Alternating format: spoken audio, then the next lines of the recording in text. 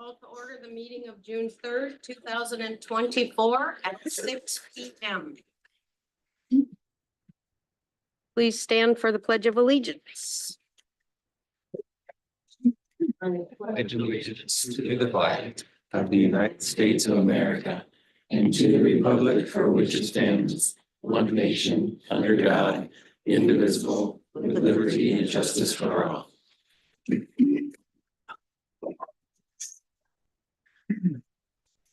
All right, tonight we have an invocation from Pastor David Barnes, Icon Church.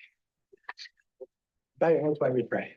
Dear Father, God, you are a good God. God, you brought these people together, these servants of yours to help, to serve with humility. God, as every time we come together, we come here with wisdom.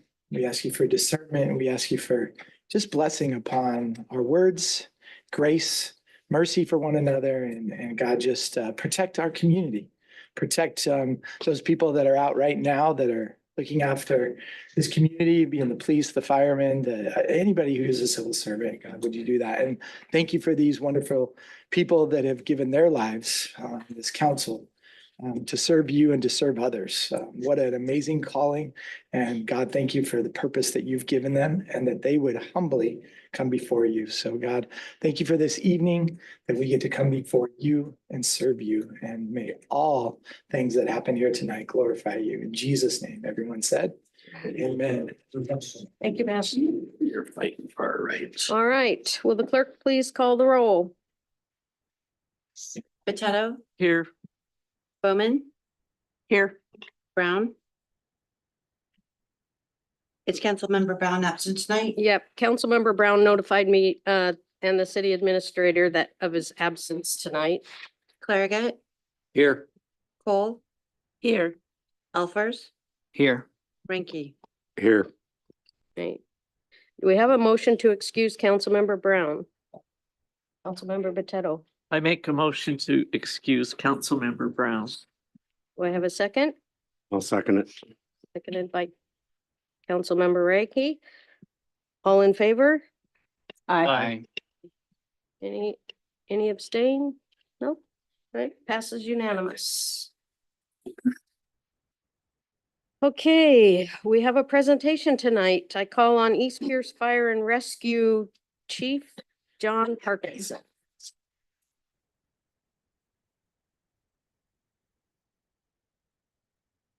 Good evening, council, and thank you for having me here. I'm going to have my presentation come up here.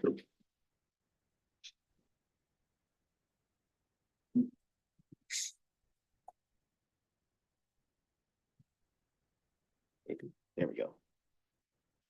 All right. Well, again, thank you for having me here tonight. I told Administrator Wilson I'd be quick. So if I talk quick like an auctioneer, that's why. He said you have 5 minutes. He didn't really say that, but I'll go through this, and at the end of it, if there's any questions, I'm happy to answer them. But quick recap, if you're not familiar with who East Pierce Fire and Rescue, I know there's some new faces on the council. So the map that you see on the screen there is our service area. So that covers the cities of Milton, Edgewood, Sumner, obviously, Bonnie Lake, South Prairie by contract. We completely encircle Lake Taps, Prairie Ridge, all of Tahale. We go out all the way to Buckley, then we head south. We completely encircle Wilkeson, Carbonado, and all the way out to the Mowich entrance to the national park. So we've got addresses on the other side of I-5 on the west side, and then we go out to the base of Mount Rainier. So in that service area, we've got 100,000 residents, 153 square miles. Last year in 2023, we ran just over 12,500 incidents. And because most of our emergencies take more than one emergency unit to solve the problem, that means that we sent emergency units down the roadways over 30,000 times last year.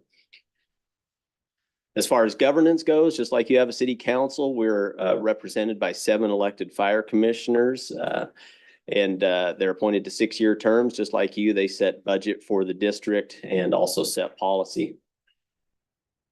As far as funding goes, what our taxpayers are currently paying for their services is broken up into 3 different levies that you see on screen right now. We've got a fire levy, EMS levy, and a bond levy, the fire levy being the largest of those 3 and the bond being the smallest of them. In total, In 2024, that results in a tax rate of $1.63 per thousand. You'll see a note there at the bottom of the screen. That's the lowest combined levy, tax levy rate of any Pierce County Fire District, period. So we are proud of that, to be able to provide the services that we can at that low of a tax rate. As far as our budget, what you see up on screen is just a quick breakout by cost center. In total, we were at 46.3 million for our operating budget in 2024. That's broken down into 5 main cost centers: administration, EMS, logistics, prevention, and then operations. Operations being the biggest slice of the pie there. That's the boots on the ground, providing service 24/7, 365. You'll see a note in the box over to the right of the screen that wages and benefits make up over 85% of our expense. So people is the bulk of our costs. And then supplies and services at just under 15%. How we serve you day in and day out. Currently, we employ 194 full-time employees and operate out of 7 stations, 24/7, 365. So in service at all times. We have 6 engine companies, 1 ladder truck based out of Sumner, 4 medic units, a battalion chief, and a medical services officer. That's 31 personnel at minimum on duty, 24/7, 365. About a month from now, we'll be deploying 2 additional medic units into our system, which will serve the entire service area. And then in early 2025, we'll be opening our newest fire stations. That'll be our 8th station in the Tahale community. As far as stats, what I'm going to show you is specifically what happened in the city of Sumner in 2023. So within city boundaries, we ran 2,224 incidents. Again, takes more than 1 unit typically to handle most emergencies. So that was 5,343 times we had emergency units responding on the roadways of the city last year. So nearly 15 times every day we have emergency vehicles going up and down the roadway. The pie chart that you see breaks out by call type, and I'll just describe what you're looking at there. 76% being the largest slice is EMS calls. So medical calls represent typically about 3 out of every 4 emergencies that we go on. From there, the next bigger pie slices of pie at 6.5% and 9.1% are service-related calls or good intent calls, where they don't typically turn out to be a great emergency, but they still tie up resources for quite a while. And then we trend down from there. Fires are usually one of our lower number of emergencies each year. By hour of day, what you're looking at is a bar chart that starts at midnight and ends at midnight the next day. And this is typically what we see throughout the fire district, is that somewhere around mid-morning, it starts to get busy, and then that starts to tail off as people go to bed at night. So in the city of Sumner, it looks like right around 10 o'clock each morning, everybody decides to get up and get moving around. And then somewhere around 7 o'clock each night, everybody winds down. So again, pretty typical for us across the district. We run about 2/3 of our incidents during daytime hours, and about 1/3 of the incidents occur overnight. By days of the week, kind of pretty level picture, but for you, your slow days happen to be Friday, Saturday, and Sunday, with your busiest day being Wednesday each week, but a pretty average kind of 300 incidents if you spread them out across each day of the week. As far as how long it takes us to get to emergency incidents, you'll see 2 different sets of numbers. The one on the left where it says 5 minutes and 15 seconds is the average, or the 50th percentile. So on average, we'll be to an incident within 5 minutes and 15 seconds. And said a different way, at the 90th percentile, we'll be on scene within 8 minutes and 43 seconds or faster.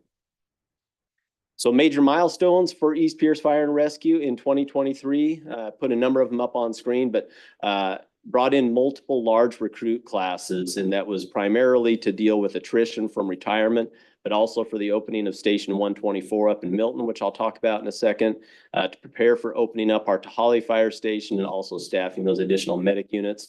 But our last 3 recruit classes, which have basically spanned about 12 months, we had a class of 12, a class of 14, and we currently have a class of 15 in Academy. So pretty big influx of new personnel.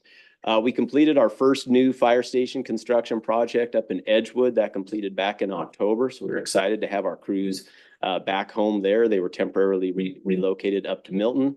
At the same time that they moved into Edgewood, we did a remodel of the Milton Fire Station, and that is now staffed 24/7 with personnel. The significant impact on the city of Sumner is that your ladder truck used to be the primary backup going into Edgewood and Milton, which meant multiple times each day it was going up and down the hill, helping back up incidents there. Having a second unit in service up there has significantly reduced the reliance on the Sumner units going up into Edgewood and Milton. So next to that, we've got a clean audit that we received from the State Auditor's Office for the 2022 fiscal year. We broke ground on our Tahali Fire Station and received approval for Proposition 1 in April of 2024, which restored the fire levy. So looking forward where we're headed, we're continuing to do work on fire stations. We've got our headquarters in Bonnie Lake and our fire station on West Lake Taps, both set to complete within the next 3 to 4 months. And then the station that you see on screen is a rendering of the Tahali Fire Station, which will finish up at the tail end of Q1 2025.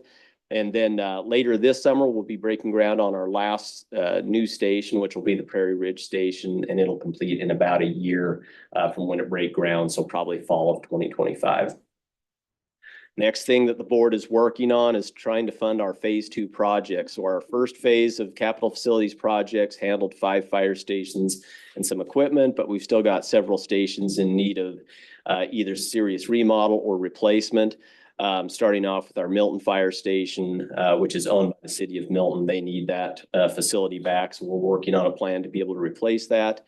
The Sumner Fire Station, we have a significant remodel plan for it, as well as a complete new station out at our Foothill Station, which is off 234th out near the city of Buckley, as well as trying to come up with plans for a fleet maintenance facility as well as a training facility. We're undergoing a strategic plan update. The plan that you see up on screen, which I handed out a number of years ago, covered the district from 2021 through 2025. But because of the work done by staff, we're completing that plan a year early. So we're midway through the update process. And so by next year, I should be able to give you a plan that goes 2025 through 2029. And last but not least, we'll have our 2025 budget, which we just kicked off work on this morning. And then we'll be working on our with the State Auditor's Office to complete our audit later this fall. So hope to give you updates on both those items next year. As far as connecting with us, if you're ever after information, we've got a newsletter that comes out quarterly. I believe that hits mailboxes next week. Social media, if you happen to want to follow us, Facebook, Instagram, and X, formerly known as Twitter. If you want to follow incidents, Pulse Point is an app that you can put on your phone to follow all the emergencies that we go on. And then our website has a whole ton of information that you can find. That is all that I have. That's my quick version of going through all that. And I appreciate you listening to me, but I'm happy to answer any questions. Any questions? No. No. Do you have any women firefighters? We do. And actually I don't have a number. And I'll say that that's important. And here's why is Council Member Ranky would know this, is that if you asked how many women worked when he was with East Pierce, I'll bet he could tell you exactly because the number was so low, meaning it was 2 or 3. I think right now we're somewhere between 20 and 30. Wow. So yeah, a substantial increase in how many women firefighters we have. So that's why I said I don't know the number anymore, because each recruit class we're typically hiring around 3 or 4. And I mentioned those classes are now 12, 13, 14, 15. So yeah, it's cool to Thank see. you. Thank you for your report. Yeah. All right. Thank you for having me. All right. Okay, moving on to the consent agenda. Will the clerk please read the consent agenda? Item number 1, resolution number 1682, interagency pooling agreement with Pierce County for opioid settlement funds. Item number 2, approval of the checks and electronic payments in the amount of $2,126,205.40. Item 3, contract amendment with Burke Consulting LLC. Item 4, approval of the regular council meeting minutes from May 20th, 2024. Item 5, resolution number 1687, Recreation and Conservation Office Grant Authorization, Bill Heath Sports Complex Multi-Use Synthetic Turf. Item 6, resolution number 1688, Recreation and Conservation Office grant authorization. Bill Heath Sports Complex lighting and improvements. Thank you. Deputy Mayor Cole, would you please make a motion to adopt the consent agenda? Yes, I move to adopt the consent agenda of June 3rd, 2024. Thank you. Do I have a second? I'll second that. Seconded by Councilmember Elfers. It's been moved and seconded to approve the consent agenda. Would any council member wish to remove anything off the consent agenda? Remove anything? Seeing none. All in favor? Aye. Any opposed? Passes unanimous. Okay. We have no public hearing tonight. We move on. No unfinished business. Public comment. Michelle, would you please read the rules for public comment?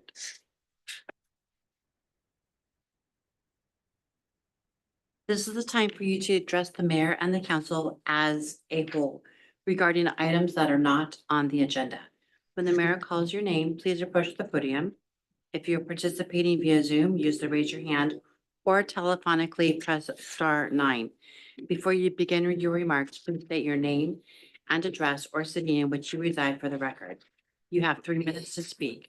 As a reminder, public comment is a time for the council to hear from you and not a time to engage in back and forth. If you have specific questions, the mayor may direct you to the appropriate staff member for further discussion. Thank you, Michelle. I have one signed up and that's Randall Adams.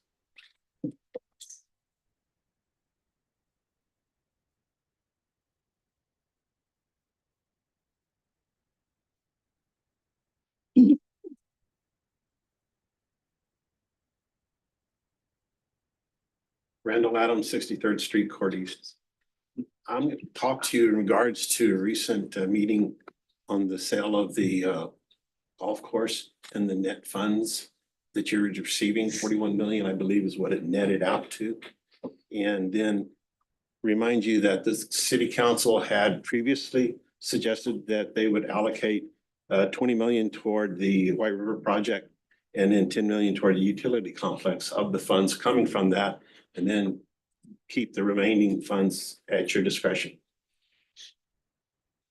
Now, we were told that on the White River project, that the city's done an amazing job of getting grants. It was, I think, over 50% what was given, but we don't know what that amount was because it wasn't quoted. They just did a great job. I think it was based off of 28 million total that they got maybe 14 to 15 million. So now they're adjusting those numbers so that they only say of the 20 that you suggested initially, now you just use 10 of that toward the White River project out of the funds from the golf sale. And in of the 10 million that you had allocated toward the utility complex, they're now saying that should be 25 million and not 10. And that your initial 30 million is the same as what they're now saying is 35. I think it's a $5 million difference in my math, but that's for you guys to determine and to clarify what is the best usage of those funds and where they should be allocated. Seems to me they're taking 5 million away from your responsibilities or your guidelines as to how to utilize those funds. I know that Councilmember Elfers asked if there was any large expenditures coming down the road, because there was suggested, I think it was a $50 million number regarding coming attractions on the project out there, on the sale of the golf course, and there wasn't answered. It wasn't answered. So that's something you should probably try to find out what it is. Maybe it's the dredging of the White River. Don't know. Wasn't explained. But that's something that I would recommend that please look into just for that. Now, the utility department, they're doing 51 million is the total cost of that. 26 is coming out of the utility ratepayers pocket, 25 out of the general fund. That's why the city wants a general fund to have the entirety of the money out of, be paid from the general fund, not actually come out of the proceeds from the golf course. So the general fund is scot-free in the utility department's development. So I would just say, please look at that a little bit tighter so that you have the full 11 million still at your discretion and not walk away from that. Sir, your time is up. All right, anybody else have something to say in the audience or online? Seeing none. We will move on to new business. Resolution number 1690, Climate Change and Resiliency, Department of Commerce Grant Acceptance. And I call on Community and Economic Development Director Ryan Windisch. Mayor, could we get a motion, please? Oh, yes, do we? I'd like to make, Councilmember Elfers, would you like to make a motion? I'd like to make a motion to adopt resolution 1690, Climate Change and Resiliency, Department of Commerce Grant Acceptance. Thank you. Do I have a second? I'll second it. Seconded by Councilmember Clerget. Okay. Now I call on Ryan Windisch. Thank you, Mayor, members of the City Council.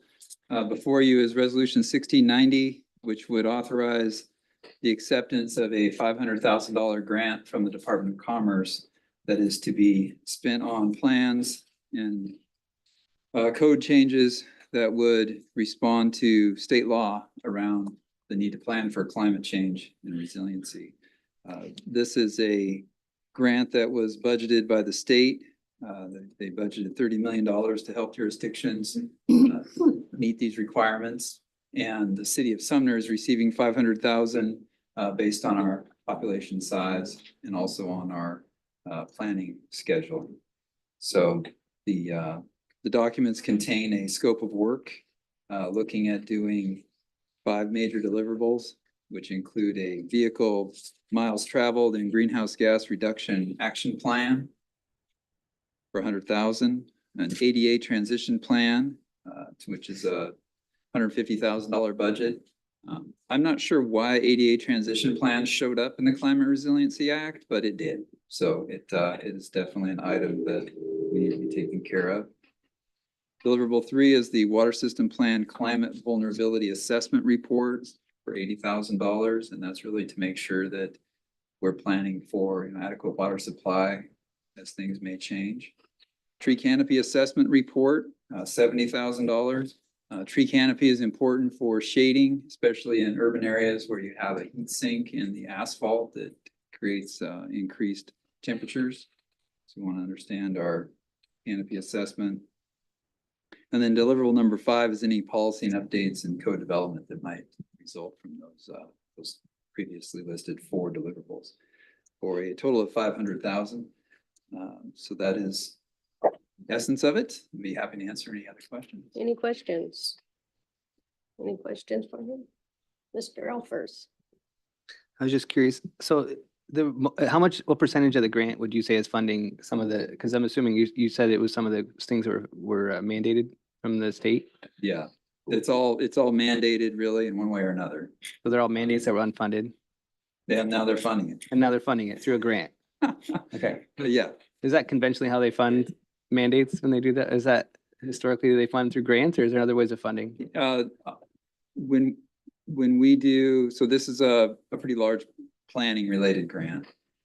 And when we do, like we're doing the 2024 10-year periodic update to our comprehensive plan, the state also provided $125,000 to jurisdictions, to the city of Sumner to work on that. So, that covered about half of the effort, not a quarter of the effort, overall effort there. So the state does provide some funding for some planning. It's a little inconsistent, but yeah, not completely, but it helps. Yeah, thank you. We had a little bit of debate on this one because I think there's sometimes money spent on this that isn't helping the issue as much as it should. So this seemed like a decent one. So thank you for working on that. Anybody else? Anybody down here? Nope. Anybody in the public? Any comments from the audience? All right. Went from the council. Clerk, please call the roll. Bowman, Yes. Elfers, Yes. Cole, Yes. Ranky, Yes. Pedo, Yes. Yes. This is unanimous. Okay, moving on to AWC voting delegates. Deputy Mayor Cole, would you like to make a motion?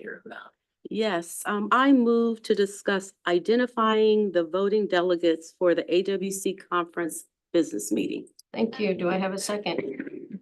I'll second. Seconded by Councilmember Bowman. Call on City Administrator Jason Wilson.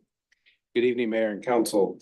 The Association of Washington Cities Annual Conference is scheduled for June 18th through the 21st in Vancouver, Washington. During the conference, AWC hosts their annual business meeting. And at that business meeting, up to 3 delegates from each city have the ability to elect representatives to the AWC board. Voting delegates may be elected officials or staff members from member cities. In your council rules, Rule 21.2 states when the mayor and or council members register to attend an official conference requiring voting delegates, such as the annual National League of Cities or Association of Washington Cities, the council shall designate the voting delegates and alternate voting delegates during a public meeting by a majority vote. Currently, Mayor Hayden and Deputy Mayor Cole are registered to attend the conference and business meeting. Council members may choose to attend the AWC business meeting virtually or request to attend the conference in person. So the purpose of tonight's discussion is to identify who the council desires to be those voting delegates. And delegates do need to be pre-registered with AWC by June 13th. And the formal designation of who those voting delegates will be by a majority vote at the June 10th special council meeting. But in order to prepare that agenda item, we need to have this discussion tonight. Who you'd like me to include on that motion? Do we have any comment? I do. Councilmember Bowman. So how many voting members are we allowed? You're allowed 3. So I would vote for the mayor and deputy mayor Cole. That's what I would vote for. Anybody else? Are we good with that? All right. I think Mr. Elkins had a comment. Oh, I was just gonna say, I think that sounds great. And I know those were the obvious choices, but we need to throw it out there in case there is anybody else who wanted to attend virtually and wanted to be a voting delegate. So if not, then I will prepare just with those 2. Okay. Do we have any comments from the public on this? Seeing none. Any comments from you guys? Are you good with this? All right. So we're gonna take no action on this tonight, but we will take it up again on the 10th of June. Okay, moving on to resolution number 1685, Ryan House private funding. Councilmember Bowman, would you like to make a motion? Yes, Mayor, I'd like to make a motion to vote on resolution 1685 Ryan House private funding. Thank you. Do I have a second? I'll second that. Seconded by Councilmember Elfers. All on Jason Wilson, City Administrator. Thank you, Mayor. At the May 6th council study session, the council received a comprehensive review and update regarding the Ryan House renovation. At the conclusion, council members Elfers and Bowman discussed and proposed a resolution that would temporarily toll resolution number 1663 to provide the community with a set time frame to raise private funds that could be donated to the city to pay for the renovation and preserve the structure. Council's framework for that resolution included the following. Number 1, compliance with the court's order and mandatory tolling on all demolition activities while the comprehensive plan amendment process proceeds to conclusion. Number 2, a minimum of $2.2 million secured by December 1st, 2024. And if secured, the city would agree to discuss and possibly reconsider resolution 1663 and the future of the Ryan House structure and Lucy V. Ryan Park. Number 3, any donation received would be subject to the city's existing donation policy and would only be accepted without restrictions, conditions, or use or covenants. Obviously, though, for the use of spending on the Ryan House.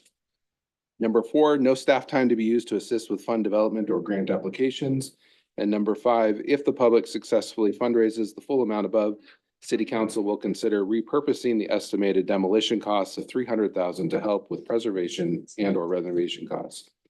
At the direction of council, staff drafted the resolution that's in your packet tonight. This was also presented at the May 20th regular council meeting, and it was postponed to tonight's meeting for further consideration. I'm happy to answer any questions. Any questions? Any questions? No? Okay, any comments from the public? Mr. Bierman.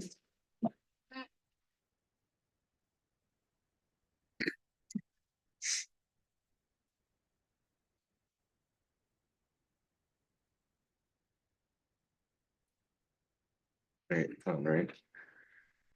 Okay. Nick Bierman, Parker Road East here in Sumner. My comments are just gonna be directed at, this resolution. We remain hopeful that the resolution that's before council consideration tonight will ultimately be seen as a step toward setting a cooperative tone and a foster a spirit of working together with the community to help save the Ryans. I believe that there's a few changes or amendments that could be made to help encourage that spirit of working together. And as a result, this document could go a long way toward developing what we would like to see as a more of a public-private partnership. As currently stated, it's not really designed to be a partnership. So I'm not sure that we can quite get to the point of having a partnership, but I think some of these steps could get us some of the way there. For one, deducting the 300,000 that city council or city administrator Jason Wilson just mentioned that would be slated for demolition. If you take that off of the 2.2 million that the public would be asked to raise, then that could reduce the amount we need to raise to 1.9 million. We could include an acknowledgement that the Heritage Capital Grant funds still do exist. It's not currently spelled out in the resolution. The Heritage Capital Grant project funds do come with some stipulations. It has to be used by June 30th next year. That those funds are currently slated for construction, so there's some flexibility or reassignment that may be needed there, but that could be spelled out in an amendment. We would like to see that the city staff are not entirely precluded from working on a grant. It's unlikely, but if there would be a new grant that would be found, it would be nice to have city staff to write the grant because the city owns the building and private groups cannot write the grant for the city. And then we would also like to see the city demonstrate a willingness to work with private fundraisers so that there could be some sort of an agreement on when and where it's reasonably possible to do fundraising exercises within the city. So just to summarize here as I'm running out of time. I don't think it's unreasonable to hope that some of these revisions could be made to foster more of a spirit of working together. But even without those revisions, the Save the Ryan House group intends to use this resolution as a charge moving forward to increase fundraising within the community. And that effort's already underway. Thank you. Anybody else? For Adams.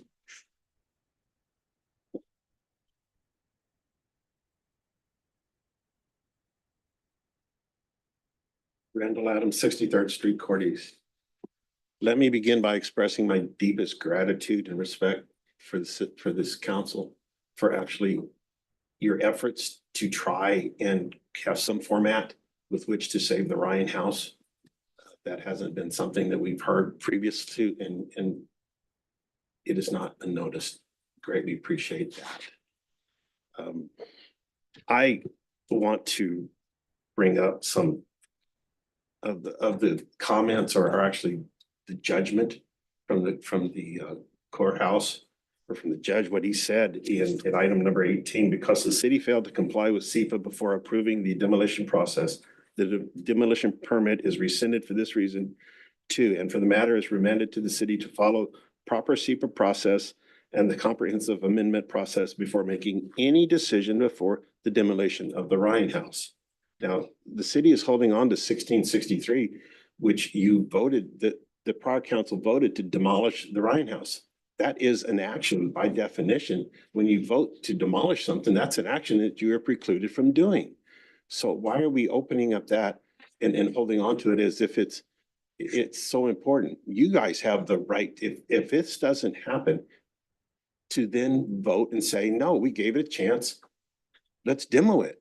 But don't try to open up a door from a legal perspective because you're holding onto something that you shouldn't be doing. We already found out that the city doesn't always understand the law relative to their actions, and this is very plain.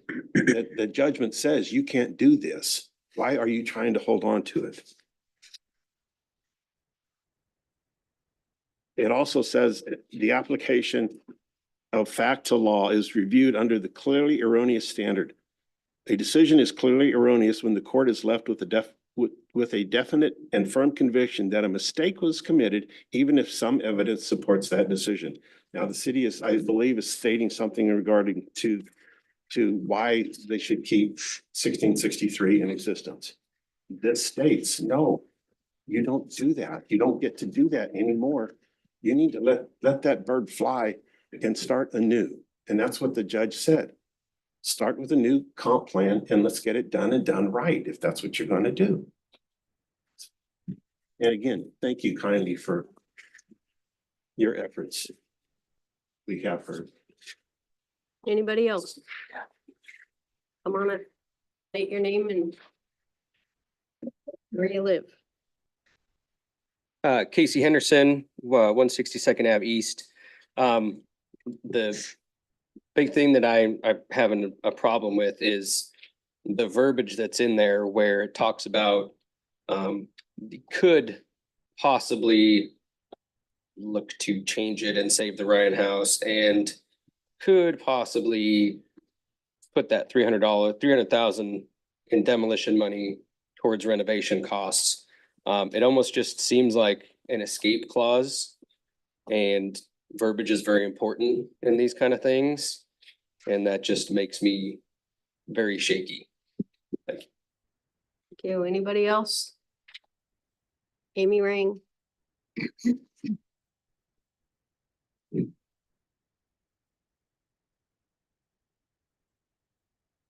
Amy Rang, Pacific Avenue, Sumner, Washington.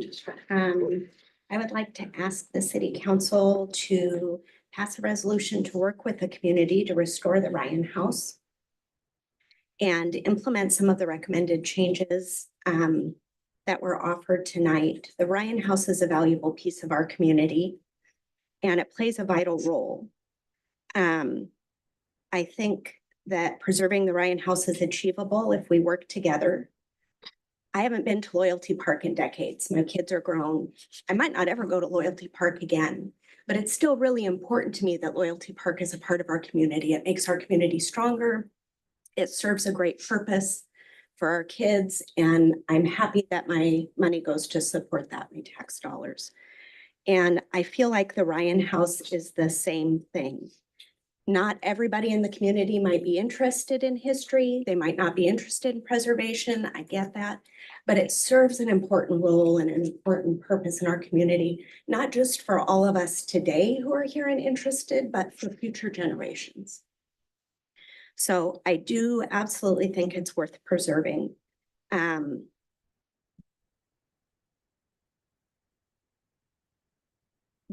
Ryan House is worth the investment of time and money on the part of the city and the community. I understand the funding concerns and the limitations of, how to spend tax dollars.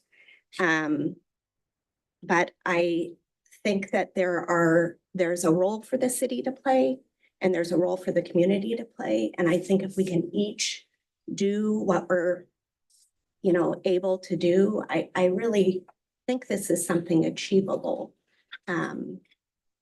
if we're willing to work together. So thank you for your consideration and for this movement. Thank you, Amy.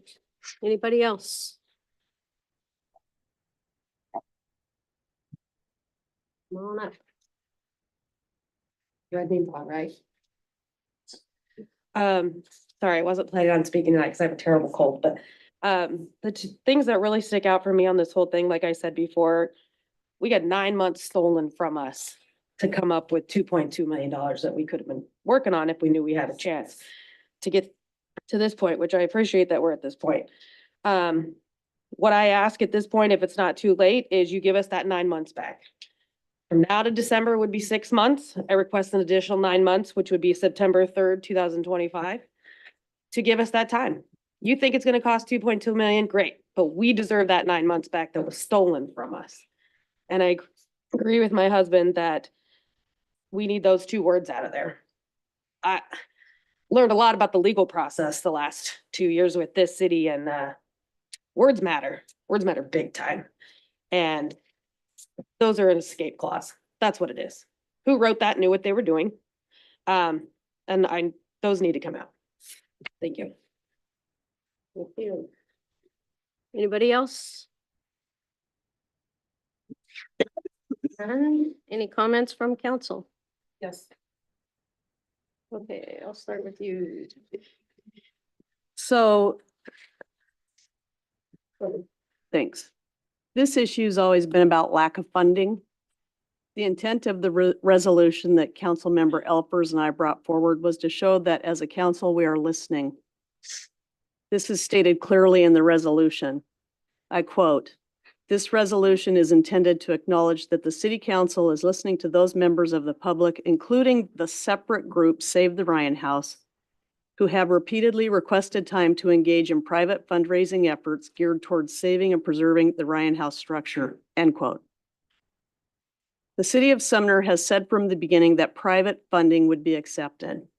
I quote, "Since Resolution 1663 was passed in September, although we acknowledge it's null and void, we acknowledge that, the city staff and officials have repeatedly publicly conveyed the city's willingness to accept private donations that could change the project direction again," end quote. Since September, I have not been made aware of any donations that have been brought forward or been discussed with the city since last September, and there's been nothing stopping anyone from bringing any private funding in since last September. So I don't agree that 9 months have been stolen.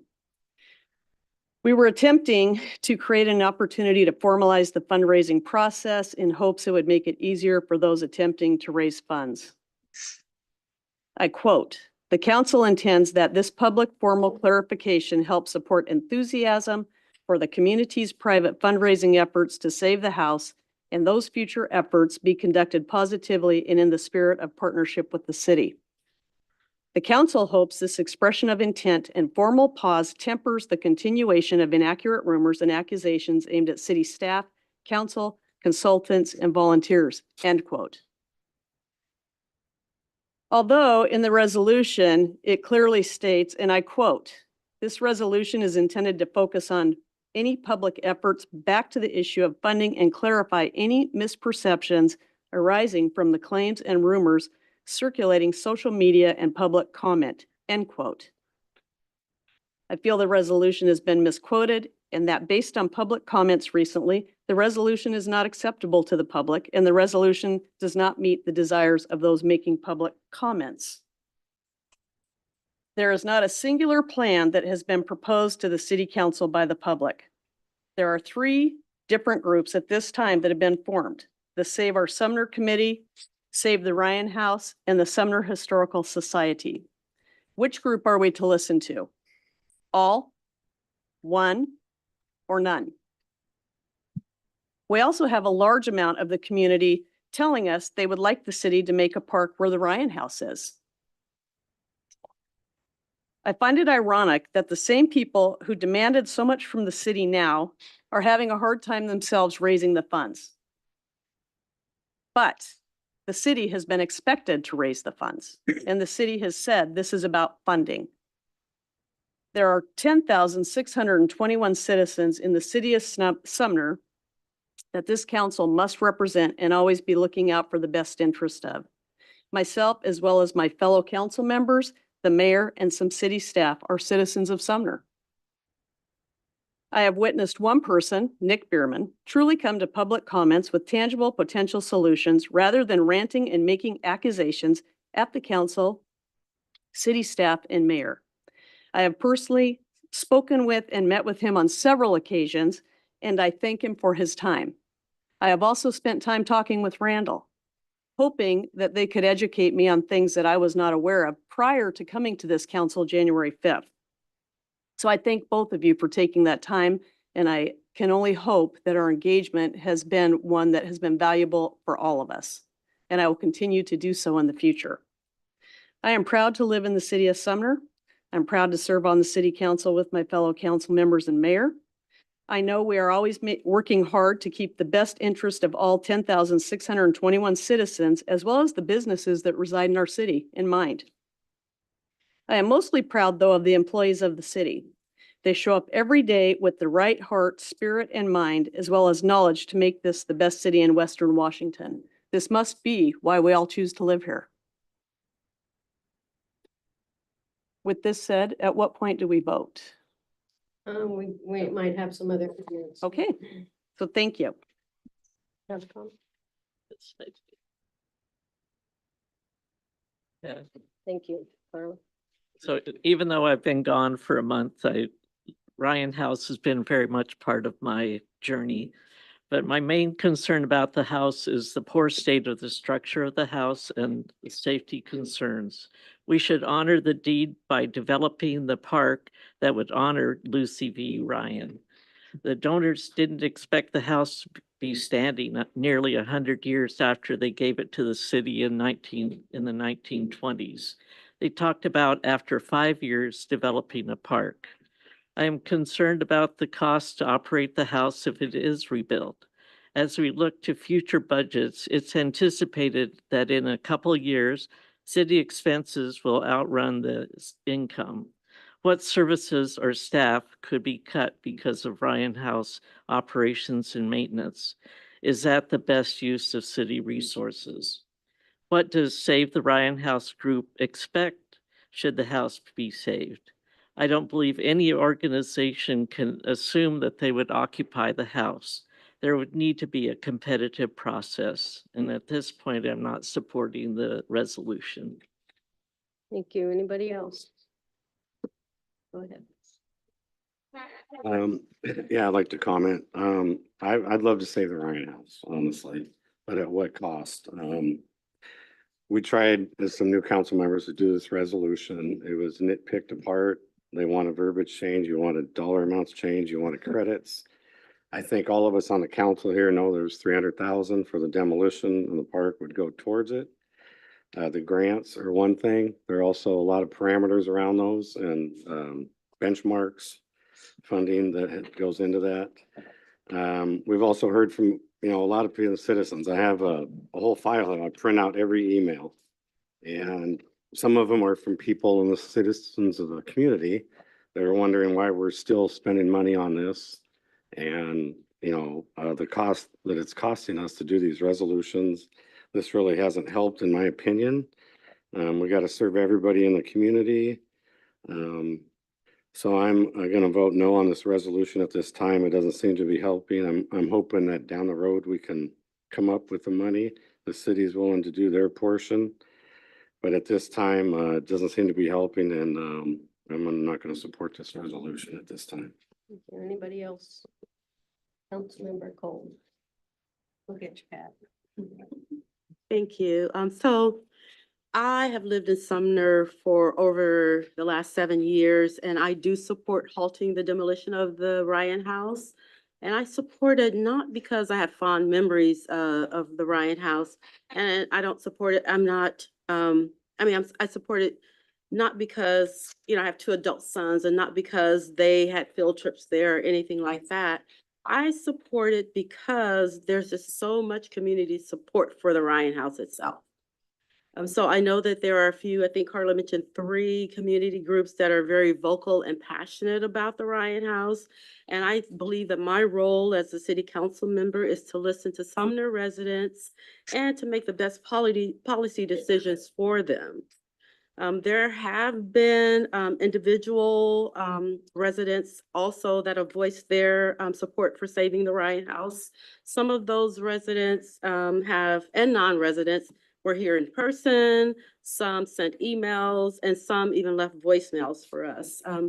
So I've heard and I've seen how passionate some Sumner residents are about the Ryan House, because it's a part of what I'm hearing is that it's a part of who they are, part of really what's in their hearts.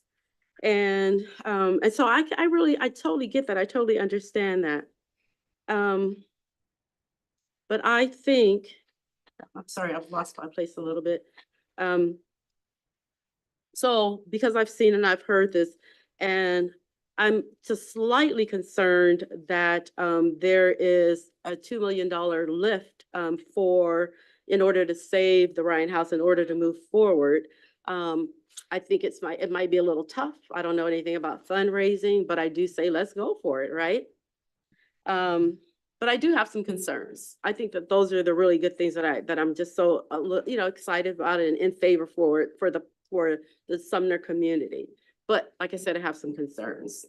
And I'm gonna start with the physical structure. At least from my perspective, I don't feel like it's safe. Yes, I've been in the house and I was ready to get out of it by the time, as soon as I walked in.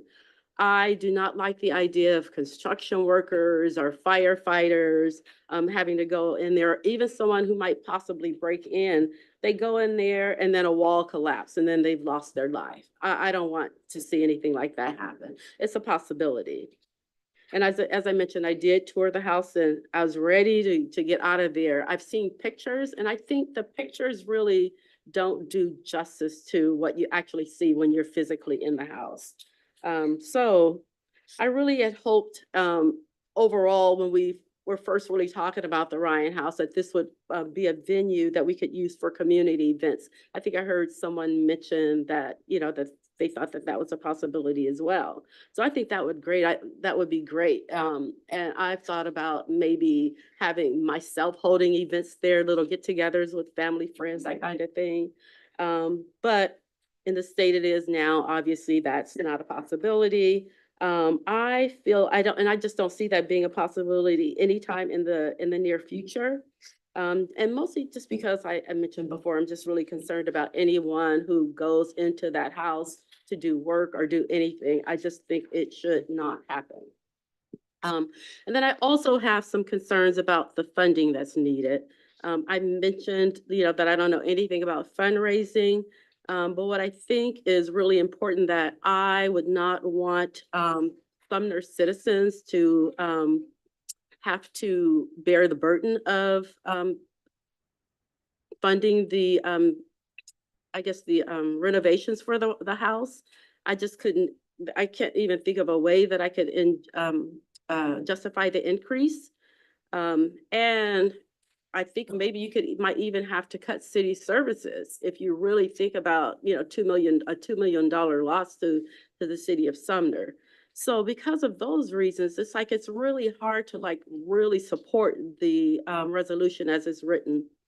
So I'll move forward with the final paragraph, and that is about this resolution itself. And that is, I just want to say that I really, truly do love Sumner. And I want us to have the best future possible. But I also know that my fellow council members, Bowen and Elfers, really did their best to make something happen. They really put it all out there, and I applaud them for what they did. But I really have concerns, and because of my concerns, as I've mentioned, I cannot support this resolution. So thank you. Councilmember Clerget. Yeah, I'd like to thank everyone for all the varying comments that we've received, and also the directors at the council retreat that with possible shortfalls in the budget and that we're gonna have to work on in the future.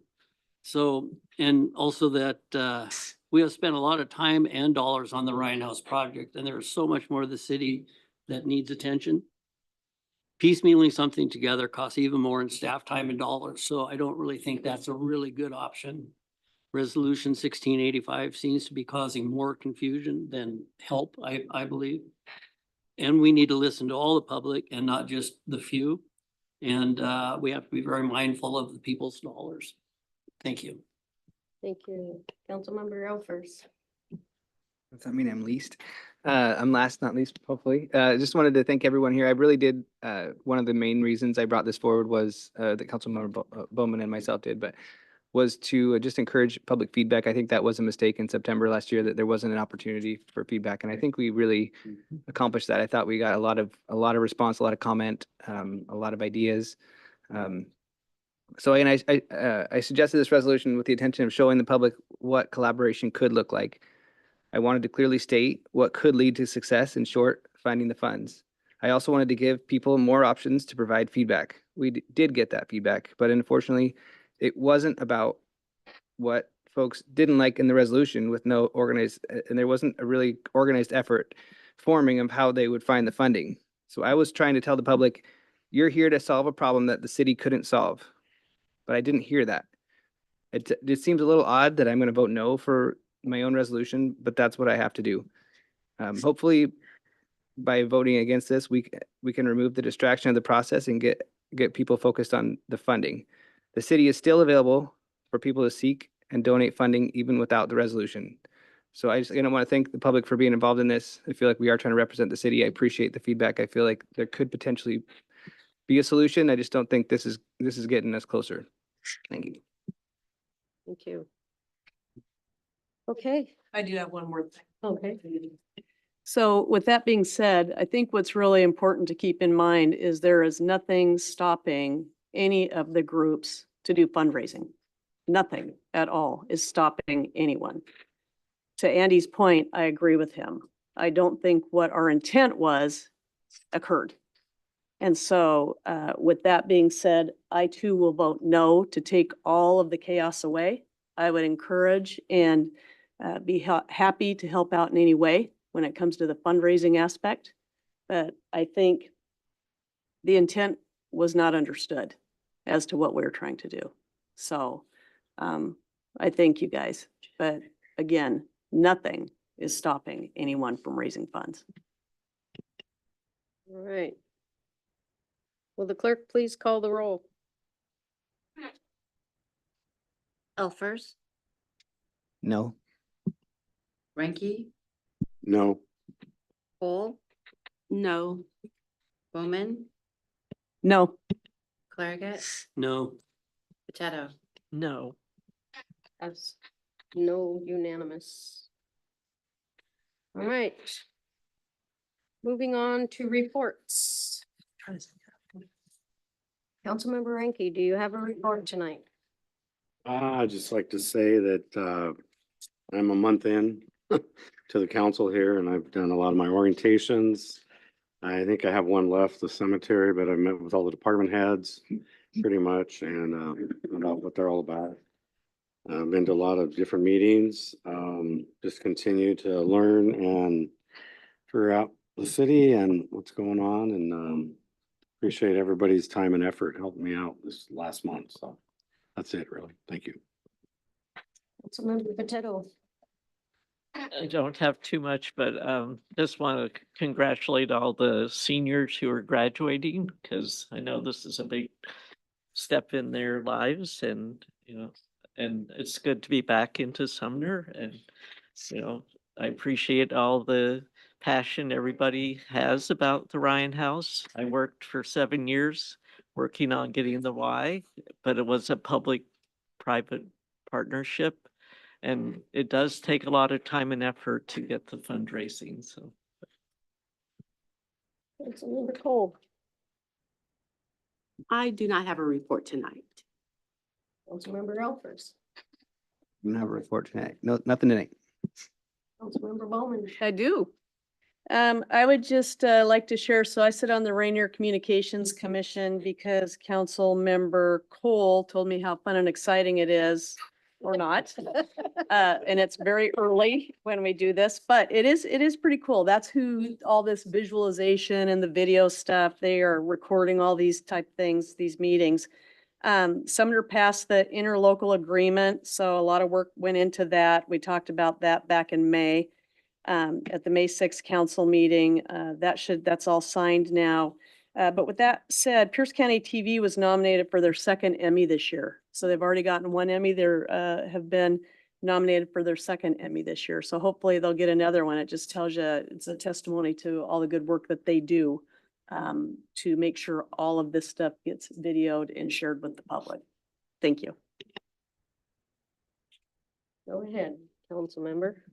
I have nothing tonight. Thank you. Nothing. All right, city administrator, Jason. Thank you, Mayor. Coming up next Monday, we do start the night off with a special council meeting. As a reminder, we'll be discussing the AWC conference voting delegates, as well as considering the approval of the White River Restoration Phase 1 construction contract award. So that's exciting. After that, we'll go into a study session where you'll get an update on the city's efforts regarding emergency management, as well as the 2024 through 2029 comprehensive emergency management plan. Then we'll discuss public engagement and communication review and the city's efforts on that. At June 17th, at the regular council meeting, you'll consider a resolution adopting the 2024 through 29 comprehensive emergency management plan, a resolution accepting the Department of Commerce grant for the cemetery facility, River Grove pedestrian bridge consultant supplement for design, Friar Avenue Trail consultant contract award, the Elm Street sidewalks construction contract award. The cemetery maintenance facility has a PSC easement that needs consideration, and then a substitute ordinance regarding our personnel policies. And also, last but not certainly least, is the biosolids dryer contract for the wastewater treatment facility. Those are a lot of big projects, big milestone projects that are coming up in the next 2 weeks for your consideration. On the commission front, just a reminder, the Planning Commission will be considering final action on the proposed 2024 comprehensive plan components. And that meeting is this Thursday at 6 p.m. here in the chambers. Happy to answer any questions that council may have. Any questions for Jason? No? No? Thank you. All right, I just want to say I'm really proud of this council. Some of them brand new, having to step into a bee's nest has not been very easy for them. I'm proud of the time that they have spent trying to make their decisions count, and I'm ready to go on to happier times, and hopefully we can figure things out. So thank you, everybody, and meeting adjourned at 7:02.